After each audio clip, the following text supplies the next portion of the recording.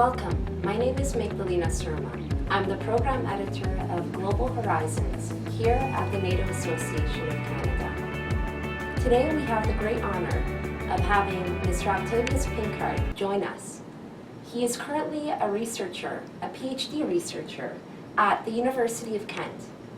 Thank you so much for joining us today, Octavius. I'd like to begin by asking you a few questions pertaining to the research that you do as a PhD researcher at the University of Kent. Please discuss some of your findings. Okay, thank you very much, Magdalena, and also to the association for providing me with an opportunity to share a few thoughts about diasporas and securitization and the implications for Europe. As you mentioned, I am a PhD researcher at the University of Kent in Canterbury, and I'm based at the university's postgraduate campus in Brussels. My work focuses on the development and projection of sectarian identity and interests among the Lebanese confessional communities in Senegal, in the United States, and in the European Union. Thus far, it seems to be the case that sectarianism, as I've conceptualized it in my research, doesn't necessarily travel in the diaspora. We tend to expect that to be the case, but within sectarian communities it seems to be less so for the Lebanese. In terms of the challenges faced by Europe, what would you say are some of the most concerning issues currently faced by Europe? And how would these issues be similar to the challenges faced by Europe, let's say 5 years ago? Well, certainly we can see that in the eastern parts of Europe, in the eastern periphery, there are still concerns about food security, physical security, these kinds of realities. But now we see more pressing concerns about foreign fighters, for instance, who are leaving from Europe to travel to Syria, travel to Iraq, and then return. Many of them return further radicalized, and they bring with them the ideologies that led them to leave in the first place. And so this provides for real challenges for host governments in determining how to effectively respond to those individuals who might bring back these kinds of threats to Europe. What are some of the social and political issues associated with the Euro-Mediterranean refugee crisis? Yeah, this is a crisis that has had profound effects on the socio-political dynamics within Europe. And I think that one of the things that we see is that it has hardened the stance of many of the political organizations, political movements within Europe that were hostile to immigrants, hostile to migrants. It's also given them an opportunity to expand their membership, because there are also those within those countries who are less sympathetic to the plight of migrants and immigrants. Another important reality is that the Euro-Mediterranean refugee crisis has highlighted, in a sense, the limitations of EU institutional responses to crises that affect the whole of the membership. In terms of work and policies that should be implemented in order to look after and to take care of these political and social issues, what policies do you believe should be implemented in order to address some of these concerns? I think the policymakers in Europe could do much better than me in terms of seeking out recommendations for policy. But what I would say, instead of speaking to specific policies, is that I can speak to policy approaches. And I think that one of the problems that we've seen is that the Europeans have to be careful so as to not pursue policies that further alienate or marginalize certain communities to the extent that they're more receptive to the rhetoric of groups such as ISIS or Daesh, or those groups that are affiliated to the Al-Qaeda ideology. So in terms of the approach that should be used, you would recommend that the isolation and the stigmatization of certain populations and certain groups should certainly not be an approach that is used, obviously. But what are some approaches that you would implement if you were a policymaker? Well, I think that an emphasis could be placed, or further emphasis could be placed on integration policies to help to integrate or reintegrate, in some instances, those individuals who have left Europe, though they were born there, for opportunities elsewhere because they didn't feel that they belonged, they didn't feel as though they fit in, they didn't feel as though they were welcome by the host government or by those communities in the host government amongst which they lived. So I think it's important to, for instance, Denmark has a very, very effective and innovative program for reintegration, rehabilitation, even of those individuals who traveled to the Levant to engage in foreign fighting. Right. I strongly agree with you. I feel that the approach that is taken by any government should be an inclusive one, and one that focuses on helping those in the community, especially in terms of rehabilitation and providing assistance to people in need. That is something that is not only crucial, but it's a fundamental responsibility.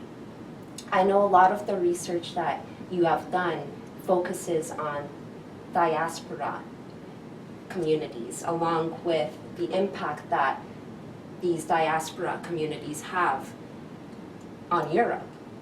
I'd like you to briefly discuss the impact that these groups of people have on Europe as a whole, and are there any specific countries that you can provide examples of where these communities have made a significant difference? Okay. Well, I'd say the diasporas are a very interesting concept to study. And we tend to think of diasporas as monoliths, though they're not. They're very diverse internally. So we can't really speak of the Lebanese diaspora without sort of disaggregating it into the different dimensions, because even though there might be shared sense of allegiance to the state, the home state, a shared sense of belonging to the host state, there are different reasons that groups left, different reasons for departing, and the different relations that many of the groups have with the host regime. And that will affect in many ways the ways in which these groups mobilize in the countries of settlement. And so we see, for instance, you have stateless diasporas, such as the Kurdish diasporas in Germany, which is where the largest Kurdish diaspora in Europe can be found. Stateless diasporas, such as the Palestinian diasporas, spread across Europe. And you can see that in some instances, these groups may provide funding for insurgent groups in the home region or in the home country. And that can further exacerbate insecurities at home, but also insecurities in the countries of settlement, because there are other members of the diaspora who don't share those proclivities, and so this could create tension between those disparate groups.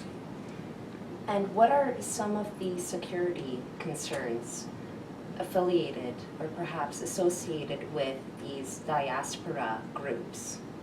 Well, one of the concerns, and it's a pressing one, I would say, is that those who engage in foreign fighting aren't individuals who were born in Syria or born in Iraq or born in Lebanon and then go to Europe and then go back to the region. These primarily are second and third generation members of the diaspora who were born in Europe but then decide to go to the region as foreign fighters because of being marginalized, being radicalized by various organizations and individuals in the region, in Europe, that is. And so this has become a major, major, major concern, I think, for European policymakers. And it's a real challenge to develop effective policy responses to provide for security at the same time that you're trying to rehabilitate or reintegrate these individuals. By rehabilitating and integrating these individuals into a society and into a community, that's one step to address the problem. But what more should the government do? And what more can members of the community themselves do to help these groups become members and a part of the community itself? I mean, what we see in many instances is a dynamic in which the first generation members of the diaspora, in some cases the second generation members of the diaspora, tend to reach out to the younger diaspora communities to try to help them to adjust to life in the host society, or in the host region, shall we say, in terms of the country of settlement. We also see it to be the case that state governments themselves could revise their foreign policies in some ways, to the extent that policies pursued in the region don't exacerbate insecurities and therefore create and sustain cycles of insecurity for both Europe and the Eastern Mediterranean. What more would you say can be done by countries such as Canada and the United States to assist in any issues of concern pertaining to settlement and pertaining to obtaining the services of rehabilitation, for instance? Is there anything more that Canada can do in order to help these groups of people? I think the Canadians and the United States, to varying degrees, have made quite a contribution already in terms of trying to facilitate smoother transitions for individuals and groups that are traveling from the region back home. We've provided, when I say we, I mean the United States as a citizen. We provided assistance to NGO communities, NGO organizations that are working directly with members of migrant and immigrant communities within Europe. I think that if we continue to do that, I mean, this can help tremendously. Where we get into problems is when the United States, or perhaps the Canadians, which has not been the case, try to dictate to the Europeans how to govern their foreign policies, even their internal policies towards rehabilitation. What are a few countries in Europe that have been able to successfully integrate these diaspora groups into their community? And what should a few European countries examine or look to as an example from these countries moving forward? I think it's really interesting because some of the countries in Europe, particularly in Western Europe, are already quite culturally diverse themselves. And inflows of migrant populations from conflict zones can complicate sort of already fragile social and political dynamics within these contexts. But I think if you look, for instance, at Denmark, that country is one in which we've seen the state pursue policies that emphasize reintegration, rehabilitation, and it's quite innovative in the sense that individuals who have traveled to the region, to the Eastern Mediterranean, to Syria, to Iraq, to fight as foreign fighters, and have returned, have not been jailed, but instead the state has attempted to rehabilitate them, to ensure that they don't sort of return to these kinds of activities, which of course could create further instabilities, insecurities, I should say, for the region. Do you think that any laws should be implemented in order to protect these communities from suffering as a result of injustice, or perhaps from being denied the right to accessibility to certain services and programs out there? That's a challenge. It certainly This is a real challenge for the host is. governments because elected governments are under intense pressure from various groups within society to either expand opportunities available in terms of funding and programs for migrant and immigrant communities, while at the same time there are pressures to limit that based on scarce and increasingly limited resources, financial resources. And so I think that this is a delicate balancing act that many of these governments have to navigate in order to produce a policy that will sort of enhance security while at the same time ensuring that communities that might otherwise be sort of pushed to the margins feel as though they do have a chance to integrate, to fit in within these societies. Certainly. Octavius, another question I wanted to ask you is about advice you might be able to provide to the students out there who want to pursue a career in international relations and affairs. What would be perhaps the 3 top things you would be able to advise someone who is considering a career in that field?